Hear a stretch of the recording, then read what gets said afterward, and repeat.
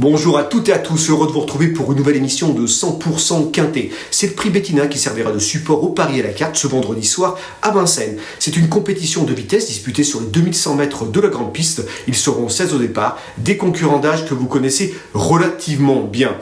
Vous allez voir, l'épreuve est relativement ouverte. Au bas mot, en noircissant un peu le trait, ils sont bien une bonne dizaine à pouvoir prétendre à la 5e place dans ce Quintet. C'est pour cette raison, comme je dis souvent, n'hésitez pas à ouvrir au jeu et de tenter des champs réduits pour inclure un maximum de possibilités.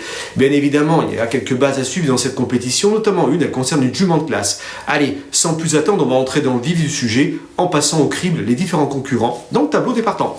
C'est parti tout en haut du tableau des partants, c'est le numéro 1, c'est Flash Gordon, il est en pleine possession de ses moyens et il aligne les bonnes performances, c'est un choix prioritaire. Le 2, Foxtrot Noblesse, il a déjà terminé deuxième sur le parcours avec le 9, tout en marchant déjà une 11-2, il a un bon coup à jouer. Le 3, Easy Maza, il aura sa forme pour lui et sa régularité. Le lot est plus relevé, mais avec le bon déroulement, il fait partie des placés potentiels. Le 4, Diego Dulé, il a hérité d'un numéro favorable, derrière Autostart, et sera cette fois déféré des 4 pieds. Il a le droit de se placer. Le 5, Glorani Desnoë, on se souvient que l'hiver dernier, elle s'est classée deuxième de Gamay de Liton, tout en devançant Grand Art, Gaspard de Brion et Giant Chief. La ligne parle pour elle. Elle rentre, mais elle a déjà réussi sur sa fraîcheur, et je vous invite à vous en méfier particulièrement. Le 6, Galade Manche, elle a été préparée pour cet objectif. Elle compte des références dans des lots supérieurs. Pour son retour à l'attelé, elle peut prétendre un très bon classement. Le 7, Dolce Deban, ses récentes sorties ne m'ont pas convaincu, et Ferré, je ne l'ai pas retenu. Le 8, Forever Speed, il vient de gagner à la Capelle en battant son record. Il devra composer avec le 8. Pourquoi pas pour une place avec le bon déroulement. Le 9, Evita Madric, elle se plaît sur ce parcours, elle a déjà trotté une 11-2, mais son numéro 9 n'est pas un cadeau, elle fait partie des placés potentiels malgré tout. Le 10, Forbach, il a eu un bon comportement dans le critérium de vitesse de Basse-Normandie, il a le 10, mais avec le bon déroulement, il a droit lui aussi de prétendre à une place. Le 11, Glamour Queen, c'est la jument de classe dont je vous parlais au tout début, et même si je m'attendais un peu mieux de sa part dernièrement dans un récent Quintet à Vincennes, j'en fais une première chance pour le succès. Le 12, Rookie il a besoin de me rassurer avant le coup et je ne l'ai pas retenu. Le 13, Galon Gala, il adore ce parcours, c'est son jardin. Même s'il n'a pas de marge de faire le tour des autres avec le numéro 13, il a le droit de terminer à l'arrivée. Le 14, Armouras, c'est vrai qu'il souffle le chaud et le froid, mais il a la qualité pour remporter une telle épreuve. Le 15, Alchideroc. Alors je ne veux pas oublier qu'il avait terminé deuxième de Gallus en janvier 2021 ou encore troisième de Freeman et Marcello Wib, toujours à la même période. Les lignes sont bonnes, il reste sur un succès à Milan, pourquoi pas pour son retour à Vincennes pour une place. Le 16, Guérande. Alors pas forcément le meilleur numéro, mais avec le bon déroulement, il est capable de venir grappiller une belle place à belle cote. Allez, c'est l'heure maintenant de faire le papier en détaillant ma sélection.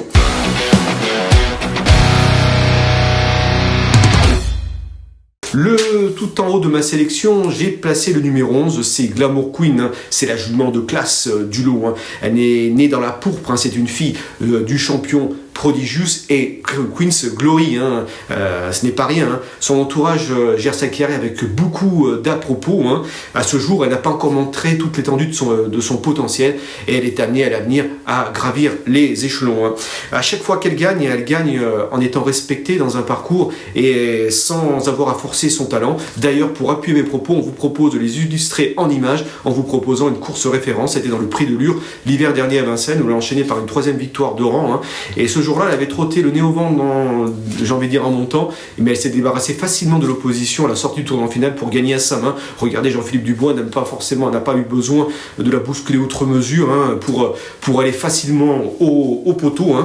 Voilà, donc c'est une jument, comme je le disais, pour moi qui est encore en retard de gain. Dernièrement, j'en attendais un peu plus sur le parcours où elle se classait 3e de FaceTime et Usain Toll, qui ne sont pas non plus, c'est vrai, les premiers venus. Je la pensais compétitive pour la victoire. Mais je crois qu'elle est capable de remettre le couvert, de remettre les pendules à l'heure dans cette épreuve.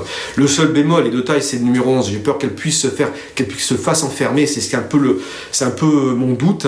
Et également, je sais que Jean-Philippe Dubois n'est pas forcément son partenaire le plus offensif dans un parcours. Si à un moment donné, il a la possibilité d'attaquer pour venir se placer en début de course, je suis pas certain qu'il choisira cette option. C'est un peu également une deuxième réserve. Mais c'est vrai que si elle a le parcours olympique, elle arrive à se faire amener sur un plateau, elle est capable vraiment de faire faire mal dans la ligne droite. Vraiment, elle est capable de finir vite, elle possède une belle pointe de vitesse finale et de remporter l'épreuve. Voilà. Donc moi, j'y crois. Elle a déjà marché 1:11,7 sur le parcours, c'est des derniers coups, et je la crois capable, parce qu'elle devra améliorer ce chrono pour maximiser ses chances de victoire, mais je la crois capable encore d'hausser son niveau de jeu. J'en fais ma priorité. Le numéro 1, c'est Flash Gordon. Je l'ai placé en seconde position, vraiment, comme je le disais en préambule, il est dans la forme de sa vie, mais si ce n'est meilleur que jamais. Ses 4 dernières sorties se sont soldées par 2 victoires et 2 premiers accessites. Il avait gagné il n'y a pas si longtemps que ça, c'était l'hiver dernier, sur ce parcours. Il profitait, c'est vrai, de la disqualification après enquête de Gigolo Lover, mais tout de même, il marchait 1:11,5 sur ses 2100 mètres de la grande piste. Il a amélioré de 8 dixièmes son record, ce qui n'est pas rien, ça montre que le cheval est en forme et que le cheval progresse. J'ai bien aimé par la suite, il m'a enchaîné il n'y a pas si longtemps que ça par une deuxième place derrière Fabulous Dream. Le Fabulous Dream qui est un bon cheval, il échouait de peu pour la victoire à l'issue d'un bon sprint final. Là encore, il y a le numéro 1 derrière le RZ de l'Autostart, c'est aussi une réserve, faut pas se le cacher, mais quand même, sur ce qu'il a montré dernièrement, il fait partie des priorités de cette compétition, et je l'ai retenu très haut dans ma sélection.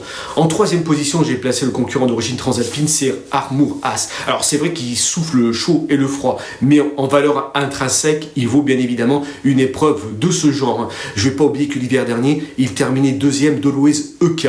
C'est un champion d'origine italienne que vous connaissez bien, qui a déjà remporté plusieurs courses à Vincennes. C'est un classique en Italie, Always EK.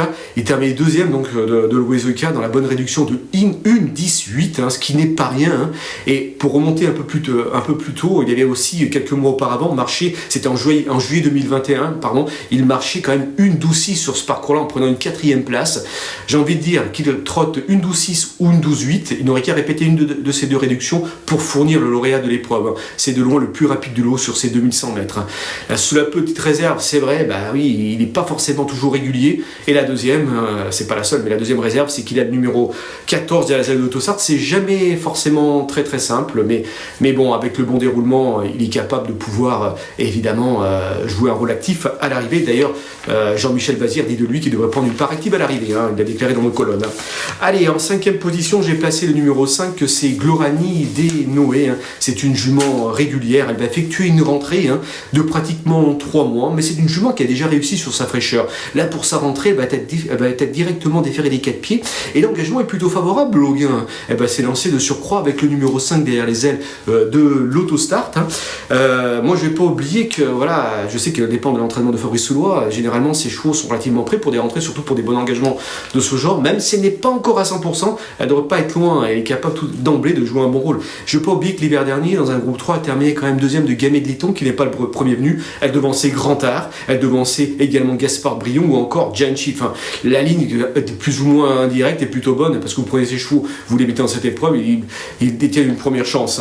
Donc moi, j'y crois beaucoup. Il ne faut pas oublier non plus que quelques mois auparavant, c'était en juillet 2021, elle terminait quand même 2e dans Pierre DSM, bien sûr, sans l'inquiéter. C'était à Anguin, donc tout de même, voilà, la ligne est bonne. Donc je la retiens très très haut. J'ai placé en 5e position. Elle allie avec réussite le trot attelé et le trot monté. Après 3 sorties sous la selle, elle revient à l'attelé avec des ambitions. D'ailleurs, son mentor n'a pas caché dans nos colonnes que cette épreuve constitue un objectif. Elle adore ce parcours où elle a déjà trotté 1:11,1, ce qui n'est pas rien. C'était dans le prix Louis Jariel, le dernier prix Louis Jariel, c'était l'année dernière en 2021. C'est un semi-classique. Et pour 5 ans, et on se rappelle qu'elle est terminée quand même 4e de champions comme Gagné de Banville, Giant Chief ou Grand Art. Donc quand même, c'est pas rien du tout. Donc je vous invite vraiment à la retenir très haut dans une sélection. Le numéro 10, c'est plutôt pas mal. Et je la crois capable, bien sûr, de jouer un rôle actif à l'arrivée. En 6e position, j'ai placé Grand Gala dans cette épreuve. Alors Grand Gala, il adore ce parcours. C'est vrai qu'il est mal loti avec le numéro 13. Il devra bénéficier du bon déroulement parce qu'il n'a pas la marge pour faire le tour des autres. Mais tout de même, on a une petite stat à vous proposer sur ces 2100 mètres de la grande piste. En 8 sorties, il compte tout de même 2 succès, 2 premiers accessites, également 2 secondes accessites et une place. C'est plus de 85% de réussite à l'arrivée, ce qui n'est pas rien. Donc pratiquement, vous pouvez le cocher pratiquement les yeux fermés dans un quintet, dans un ticket quintet, ce Grand Gala. Avec le bon parcours, je crois capable, bien sûr, d'être à l'arrivée. En 7e position, j'ai placé Foxtrot Noblesse, qui vient d'effectuer une petite rentrée. C'était à Laval. Il n'a pas forcément été bien chanceux ce jour-là parce qu'il s'est retrouvé à un moment donné le nez au vent et après il a reculé par le jeu des relais. Il a tardé à rentrer à la ligne droite, véritablement avoir le passage, mais c'est plutôt bien relancé, c'est plutôt encourageant. Et moi j'y crois, parce qu'il a le bon numéro derrière les autostart, et comme je le disais en préambule, il a marché 1,11 et des poussières déjà sur ce parcours-là, et je pense qu'il est capable de finir dans les 5. J'ai placé également en 8e position Alciderox, un concurrent d'origine transalpine, comme je le disais, il a des lignes à faire valoir en France, face à Gallius notamment, quand il termine deuxième de Gallius, c'était en janvier 2021, ou encore 3e derrière des chevaux comme Marcello Wib et Freeman, donc c'est pas si mal. Avec le bon parcours, il faut qu'il bénéficie du bon parcours, parce que le 15 c'est pas un cadeau, mais il peut compléter à belle cote la combinaison gagnante du quintet. Allez, j'ai quelques petits regrets bien sûr à vous proposer. Il y a Evita Madrid, le numéro 9, que j'ai pas pu intégrer dans ma sélection. Je pense aussi à des chevaux comme Easy Maza ou encore Forba qui vient de bien courir récemment à Argentan. Voilà, mais il faut faire des choix.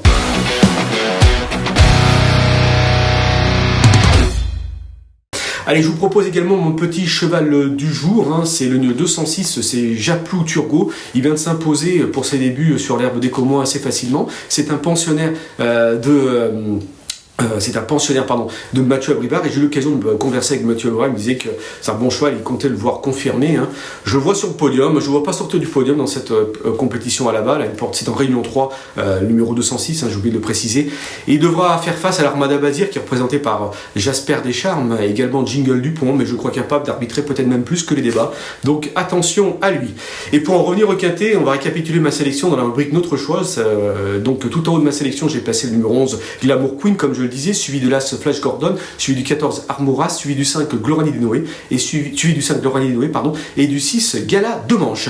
Eh bien écoutez, laissez-moi vous remercier pour votre fidélité à l'émission 100% Quintet, et j'aurai grand plaisir, bien évidemment, de vous retrouver très bientôt. Merci à vous.